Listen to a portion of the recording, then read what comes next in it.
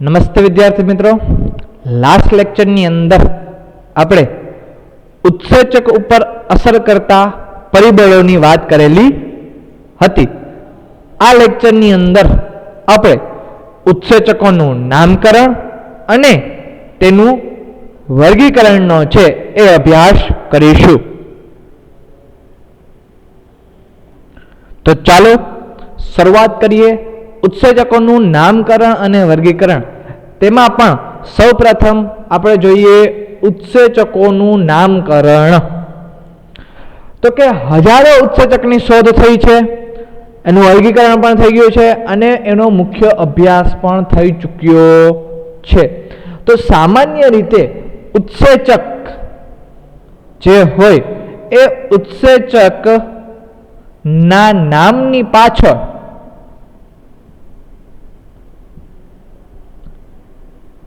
એક પ્રત્યય લગાવવામાં આવે છે.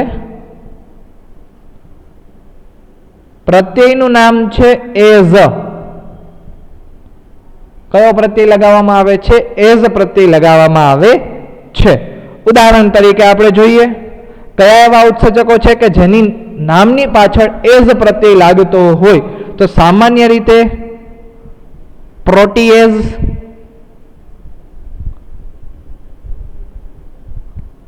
લાઇપેઝ, એમાઇલેઝ, આ બધા જે ઉત્સેચકો છે જેમાં સામાન્ય રીતે પાછળ પ્રત્યય છે કયો લગાવવામાં આવે છે? એઝ લગાવવામાં આવે છે. તેવી જ રીતે જો ઉત્સેચક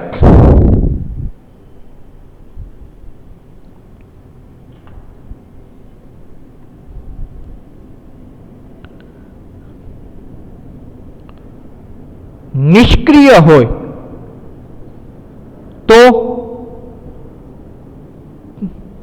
તો પાછળ પ્રત્યય છે એ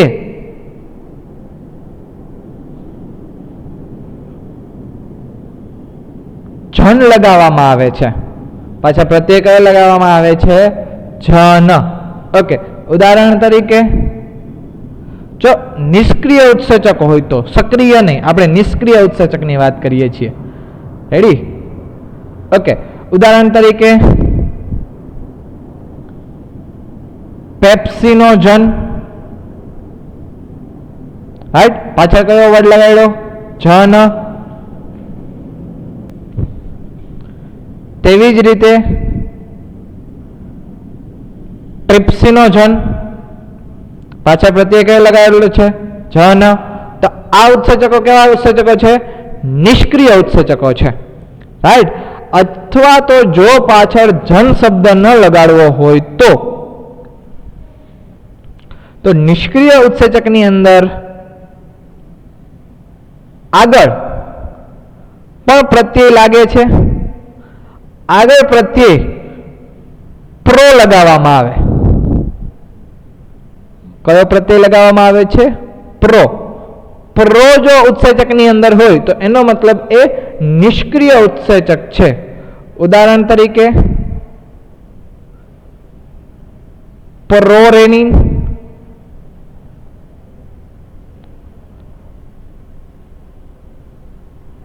પ્રો કાર્બોક્સીપેપ્ટિડેઝ,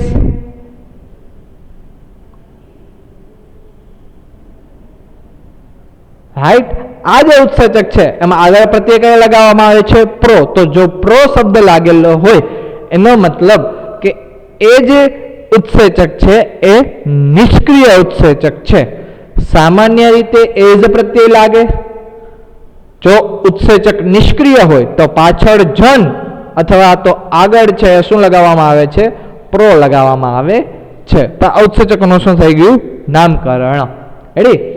એ પછી વાત કરીએ ઉત્સેચકના વર્ગીકરણની. તો ઉત્સેચકો દ્વારા જુદી જુદી પ્રક્રિયાઓના ઉત્પ્રેરકના આધારે તેના જુદા જુદા સમૂહોમાં વર્ગીકૃત કરવામાં આવે છે. એટલે કે જે ઉત્સેચકનું વર્ગીકરણ છે એ કોના આધારે કરેલું છે? તો કે ઉત્સેચકનું વર્ગીકરણ એ જે પ્રક્રિયાની અંદર ઉત્પ્રેરક તરીકે વર્તે છે, રાઈટ, એ પ્રક્રિયાના આધારે વર્ગીકૃત કરવામાં આવેલું છે. સામાન્ય રીતે ઉત્સેચકોના મુખ્ય 6 વર્ગો છે અને એ 6 વર્ગો એટલે કે પ્રત્યેક વર્ગ 4 થી 13 ઉપવર્ગોમાં છે એ વર્ગીકૃત કરવામાં આવ્યા છે, જેમાંના આપણે આ જે 6 વર્ગો છે એ 6 વર્ગોનો જ અભ્યાસ કરવાનો છે. ઉપવર્ગનો અભ્યાસ આપણે આ ધોરણમાં કરશું નહીં. આના કરતાં આગળના ધોરણમાં આપણે એ બાકીના જે ઉપવર્ગો છે એનો અભ્યાસ કરવાનો. બટ ધોરણ 11 ની અંદર ફક્ત ને ફક્ત આપણે 6 ઉત્સેચકના 6 વર્ગોનો જ અભ્યાસ કરીશું. તો એ 6 વર્ગો કયા? રાઈટ, એમાંનો પહેલો વર્ગ જેને આપણે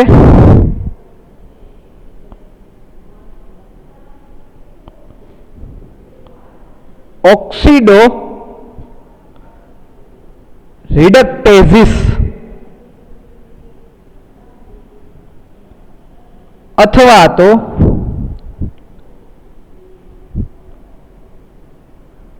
ડિહાઇડ્રોજિનેસિસ તરીકે ઓળખીએ છીએ. પહેલો વર્ગ કયો છે? ઓક્સિડો રિડક્ટેઝ અથવા તો ડિહાઇડ્રોજિનેસ. તેવી જ રીતે બીજો જે વર્ગ છે એ છે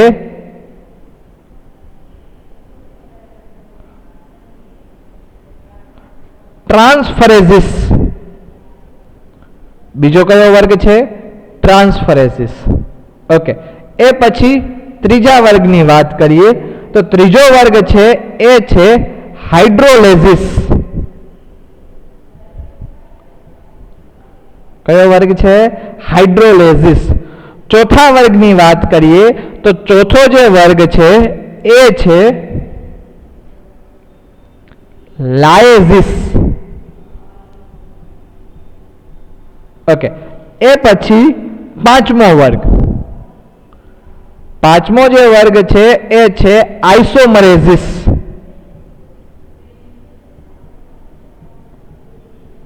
અને સૌથી છેલ્લો વર્ગ એ જે છે એ છે લિગેઝિસ.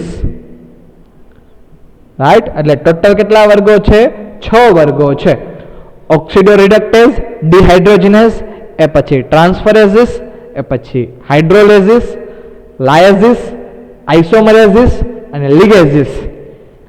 આ 6 વર્ગો છે. વન બાય વન આપણે આ 6 વર્ગો વિશે ભણવાનું છે કે એ વર્ગની અંદર કેવા પ્રકારની પ્રક્રિયા થાય છે. તો સામાન્ય રીતે પહેલો વર્ગ એટલે કે ઓક્સિડો રિડક્ટેઝ અથવા તો ડિહાઇડ્રોજિનેસિસ.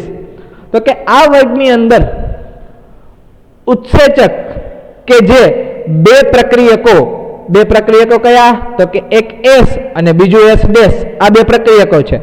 એ બે પ્રક્રિયકો વચ્ચે ઓક્સિડો રિડક્શન ની જે પ્રક્રિયા છે એને ઉત્પ્રેરિત કરે છે. એટલે કે જે પ્રક્રિયકો જ્યારે એકબીજા સાથે પ્રક્રિયા કરે અને તેમની વચ્ચે ઓક્સિડેશન અને રિડક્શનની પ્રક્રિયા થતી હોય, રાઈટ, તો ત્યાં ઓક્સિડો રિડક્ટેઝિસ પ્રકારનો જે ઉત્સેચક છે અથવા તો ડિહાઇડ્રોજિનેસિસ પ્રકારનો જે ઉત્સેચક છે એ કાર્ય કરે છે. સામાન્ય રીતે કેવી રીતે થશે? તો કે જેમ કે દાખલા તરીકે S છે, પ્રક્રિયક છે, એક પ્રક્રિયક છે એ કયા અવસ્થામાં છે? તો કે રિડ્યુસ અવસ્થામાં છે. કઈ અવસ્થામાં છે? રિડ્યુસ. પ્લસ બીજો જે પ્રક્રિયક છે જેને આપણે S ડેશ કહીએ છીએ એ S ડેશ ઓક્સિડાઇઝ અવસ્થામાં છે.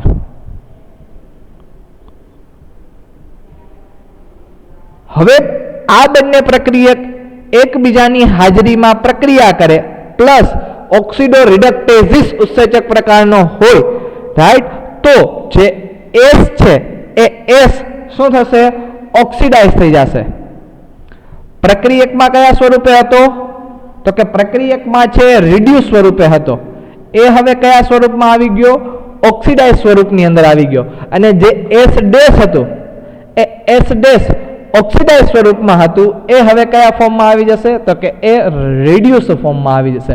એટલે કે પ્રક્રિયા કઈ થઈ? ઓક્સિડેશન રિડક્શનની પ્રક્રિયા થઈ. તો એનો મતલબ આ ઓક્સિડો રિડક્ટેઝ ઉત્સેચક અથવા તો ડિહાઇડ્રોજિનેસિસ પ્રકારના ઉત્સેચક છે એ કાર્ય કરે છે. તેવી જ રીતે બીજો જે ઉત્સેચકનો વર્ગ છે એ છે ટ્રાન્સફરેઝિસ.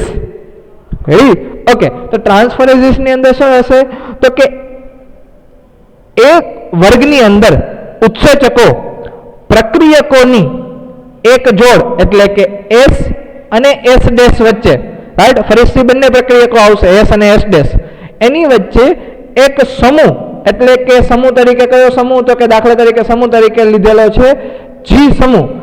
G સમૂહ તરીકે હાઇડ્રોજન સિવાયના બધા સમૂહો તમે લઈ શકો છો, એક હાઇડ્રોજન લઈ શકતા નથી, તો એના સ્થાનાંતરણમાં ઉત્પ્રેરિત કરે છે. સ્થાનાંતરણ કરે છે, સ્થાનાંતરણને જ ઇંગ્લિશમાં કહેવાય ટ્રાન્સફર, અને એ ટ્રાન્સફર કરે છે કોનું? સમૂહનું, G સમૂહનું ટ્રાન્સફર કરે એક પ્રક્રિયકમાંથી બીજા પ્રક્રિયકમાં. એટલે જે ઉત્સેચકને આપણે કેવો ઉત્સેચક કહીએ છીએ? ટ્રાન્સફરેઝિસ પ્રકારનો ટ્રાન્સફરેઝ ઉત્સેચક કહીએ છીએ, કે જે ટ્રાન્સફરેઝિસ ગ્રુપની અંદર આવે, રાઈટ.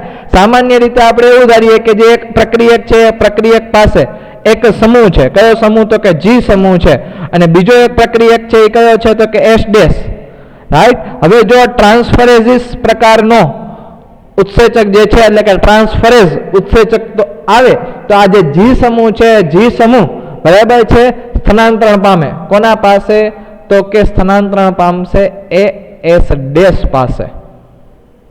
તો જે જ સમૂહ જે છે એ S માંથી ક્યાં જતું રહ્યું? S ડેશ, એટલે કે એક પ્રક્રિયકમાંથી ક્યાં જતું રહ્યું? બીજા પ્રક્રિયાની અંદર. રેડી? તો આ પ્રકારનો જે ઘટના છે એ ઘટના ટ્રાન્સફરેઝિસ ઉત્સેચકના વર્ગની અંદર છે એ જોવા મળે છે. ઓકે, એ પછી જે પ્રકારનો વર્ગ છે એ છે હાઇડ્રોલેઝિસ. તો કે હાઇડ્રોલેઝિસ વર્ગની અંદર આ જે ઉત્સેચક છે ester, ether, peptide, glycosidic, carbon carbon વચ્ચે, કાર્બન હેલાઇડ વચ્ચે અને ફોસ્ફેટ અને નાઇટ્રોજન વચ્ચે જે બંધ છે, રાઈટ, જેને આપણે ફોસ્ફો નાઇટ્રોજન બંધ કહીએ છીએ, એનું પાણીની મદદથી જલ વિભાજન પ્રેરે છે. એટલે કે હાઇડ્રોલેઝિસનું કાર્ય શું તો કે હાઇડ્રોલેઝિસ વર્ગની અંદર જેવી ઉત્સેચકો આવતા હોય એ પાણીની મદદથી હાઇડ્રો એનો મતલબ જ પાણી થાય, રાઈટ.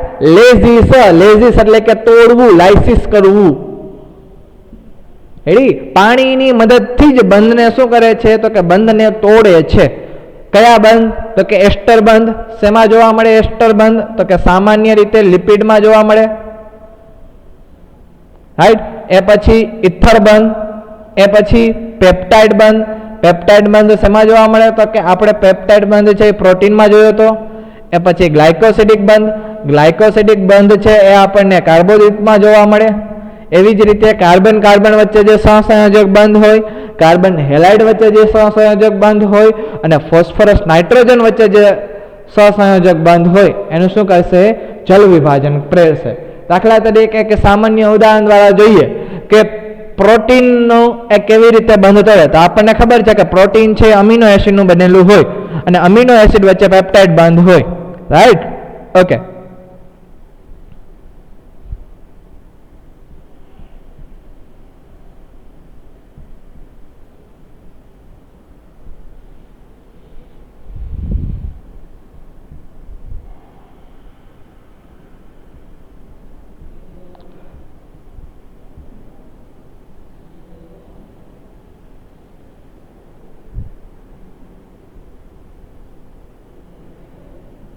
તો આ શું થઈ ગયું? અમીનો એસિડનું બંધારણ, ડાયપેપ્ટાઇડનું બંધારણ. અને આ જે બંધ છે એ બંધ કયો થઈ જશે તો કે આ બંધ છે પેપ્ટાઇડ બંધ થઈ જશે. હવે જો હું પાણીનો અણુ ઉમેરું, રાઈટ, તો પાણીની અંદર આપણને ખબર છે કે H2O પાણીનો અણુ છે, એટલે પ્લસ હું પાણીનો અણુ ઉમેરી દઉં છું. રેડી? પાણીનો અણુ ઉમેર્યો તો જે આ બંધ છે પેપ્ટાઇડ બંધ, એ પેપ્ટાઇડ બંધ શું થશે? તૂટી જશે. અને જો પેપ્ટાઇડ બંધ તૂટે તો આપણને બે અમીનો એસિડના સમૂહ મળે. એના બંધારણ છે હું ડ્રો કરું છું.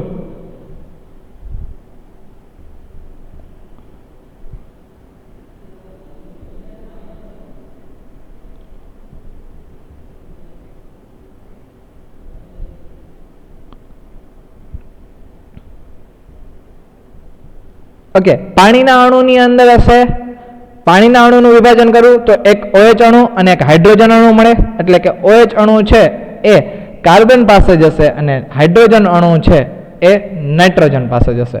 તો થઈ ગયું આ બંધારણ NH2, અને આ જે બંધારણ છે એ થઈ ગયું COOH. બંને અમીનો એસિડ છે, બંને અમીનો એસિડ એકબીજાથી કેવા થઈ ગયા છે? અલગ થઈ ગયા છે, રાઈટ. તો હાઇડ્રોલિઝ પ્રકારના જે ઉત્સેચકો છે કે જે હાઇડ્રોલેઝિસ વર્ગની અંદર આવે છે, એ પાણીની મદદથી બે અણુઓ વચ્ચેના જે બંધ છે, બંધને શું કરે છે? તોડે છે. એ બંધ એસ્ટર પણ હોઈ શકે, ether, peptide, glycosidic, carbon carbon વચ્ચે, કાર્બન હેલાઇડ વચ્ચે, અથવા તો ફોસ્ફરસ નાઇટ્રોજન વચ્ચે પણ હોઈ શકે છે.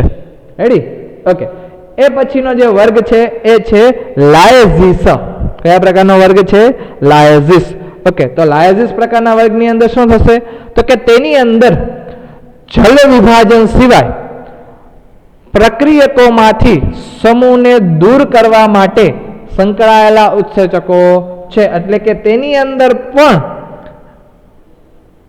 રાઈટ પ્રક્રિયકો વચ્ચે શું બનશે? તો કે બંધ તોડશે અને નવા બંધ છે, નવા બંધ બનાવશે. પણ આમાં પાણીનો ઉપયોગ છે, પાણીનો ઉપયોગ થશે નહીં. જલ વિભાજન સિવાય, પાણીના ઉપયોગ સિવાય પ્રક્રિયાઓના સમૂહને દૂર કરશે અને દૂર કરી અને પ્રક્રિયકો વચ્ચે શું બનાવે છે? બંધ બનાવે છે. સપોઝ એક પ્રક્રિયક છે કે જેની સાથે કોઈ પણ બે એક સમૂહ જોડાયેલા છે. હવે જ્યારે આ લાયઝિસ પ્રકારનો ઉત્સેચક આવે, રાઈટ, ત્યારે આ બંને જે અણુઓ છે, રેડી, એ અણુઓ એકબીજાથી શું થઈ જશે?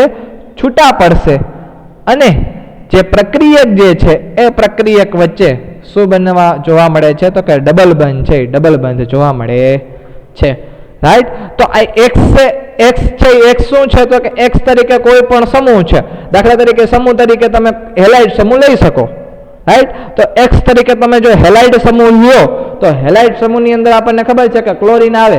તો કે જો કાર્બન એટલે કે પ્રક્રિયક સાથે ક્લોરીન જોડાયેલું હોય અને લાયઝિસ પ્રકારનો ઉત્સેચક આવે તો ક્લોરીન છે એ અલગ થઈ જશે, એટલે કે એક સમૂહ છે એ અલગ થઈ જશે અને કાર્બન કાર્બન વચ્ચે ડબલ બંધની રચના છે એ જોવા મળે છે.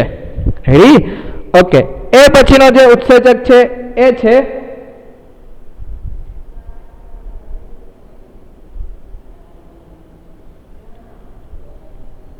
આઇસોમરેઝિસ.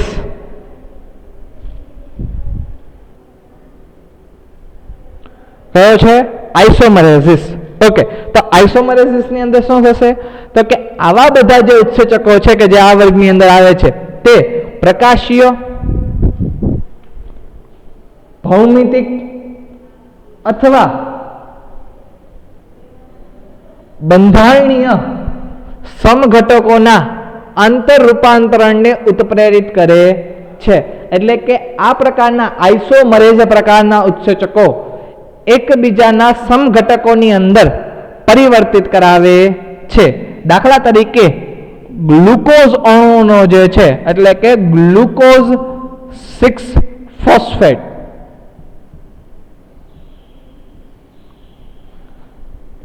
રાઈટ, એ આઇસોમરેઝ ઉત્સેચકની હાજરીની અંદર ગ્લુકોઝ છે પોતાના સમઘટક, ગ્લુકોઝનો સમઘટક કયો છે?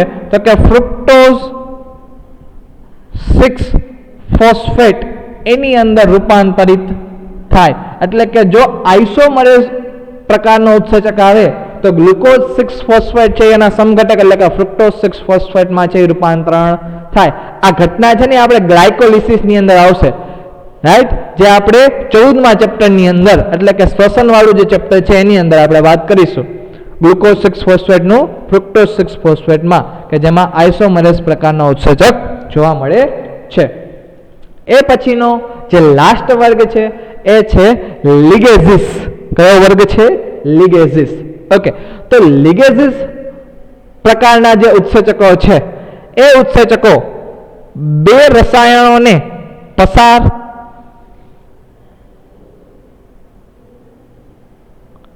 એટલે કે અરસપરસ, રાઈટ, બે રસાયણોને જોડાણમાં છે ઉત્પ્રેરિત કરે છે, જેમ કે કાર્બન ઓક્સિજનના વચ્ચે બંધ બનાવે છે, કાર્બન સલ્ફર વચ્ચે બંધ બનાવે છે, કાર્બન નાઇટ્રોજન વચ્ચે અથવા તો ફોસ્ફરસ ઓક્સિજન વચ્ચે બંધોનું શું કરે છે? નિર્માણ કરે છે. આ ઉત્સેચકની અંદર સામાન્ય રીતે લિગેઝિસ પ્રકારના ઉત્સેચક એટલે કે લિગેઝ પ્રકારના ઉત્સેચકો હોય. ખાસ કરીને બાયોલોજીની અંદર બે પ્રકારના લિગેઝિસ આવશે આગળના ધોરણની અંદર.